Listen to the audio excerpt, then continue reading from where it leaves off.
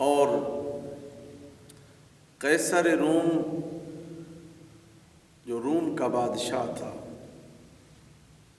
اس کے سر کو بڑا درد ہوتا تھا.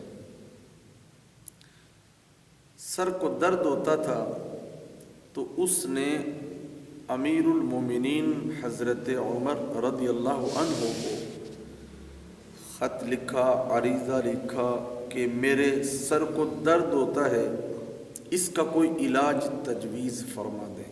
سبحان اللہ. حضرت عمر رضی اللہ عنہ نے ایک ٹوپی دی، ٹوپی، اور میں اس کو پہنا کرو.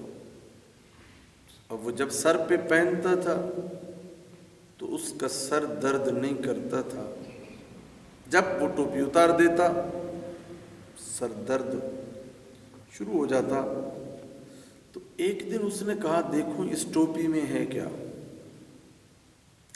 وہ ٹوپی میں سلائی ہوئی تو اس سلائی کو اس نے تاکہ اس کے کھولے تو اس میں سے ایک تعویذ نکلا، ایک رکا نکلا، اس پر لکھا ہوا تھا بسم اللہ الرحمن الرحیم. اس نے کہا یہی حکمت ہے کہ اس بسم اللہ کی برکت ہے کہ میرے سر کو درد نہیں ہوتا. اور یاد رکھیں جب بسم اللہ الرحمن الرحیم پڑھا جائے تو شیطان کا اس کام میں عمل دخل ختم ہو جاتا ہے. شیطان اب اس کام میں داخل نہیں ہو سکتا، اب اس کام میں وہ شامل نہیں ہو سکتا. جس چیز پر بسم اللہ پڑھی جائے تو شیطان اس میں شریک نہیں ہو سکتا. اگر بغیر بسم اللہ کے کھانا بھی شروع کریں تو شیطان کا حصہ ہے، وہ شروع ہو جاتا ہے. تو بسم اللہ شریف کی بہت بڑی برکتیں ہیں. حضرت بشر حافی رحمۃ اللہ تعالی علیہ ایک بہت بڑے ڈاکو تھے، ڈاکو، چور، شرابی، کوئی ایسا گناہ جو اس میں موجود نہ ہو. تمام گناہوں کا ایک بندہ مجموعہ تھا. ایسے چل رہا تھا تو ایک زمین پہ ٹکڑا اس کو ملا. اس نے نیچے دیکھا، اس پہ بسم اللہ شریف لکھی ہوئی تھی. چاہے جیسا تھا، دل میں خیال آیا میرے اللہ کا نام ہے زمین پہ پڑا رہے تو یہ مجھے گوارا نہیں ہے.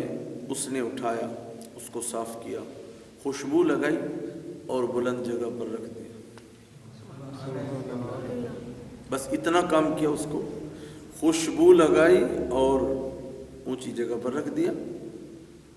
اب ایک ایسا گناہگار بندہ اب جب رات کو سویا تو اس کے کان میں آواز آتی ہے کہ تو نے ہمارے نام کا احترام کیا تو ہم تیرے نام کو بلندی عطا کرتے ہیں، تجھے ولیوں کا سردار بناتے ہیں اور تمہیں وہ رتبہ دیتے ہیں جو کئی سال عبادت کرنے سے بھی کسی کو نصیب ہوتا ہے، کسی کو نہیں ہوتا. تو بسم اللہ الرحمن الرحیم کی صرف قدر کرنے کی وجہ سے اللہ پاک نے اس کو یہ ولایت کا درجہ عطا فرمایا. گناہ بھی گئے، غلطیاں بھی گئیں، ایک آن میں، ایک لحظہ میں، ایک ساعت میں بسم اللہ کی قدر کرنے سے. اب جو قدر کرتا ہے اس کو اتنا انعام ملتا ہے اور جو پڑھتا ہے اس کو کتنا انعام ملے.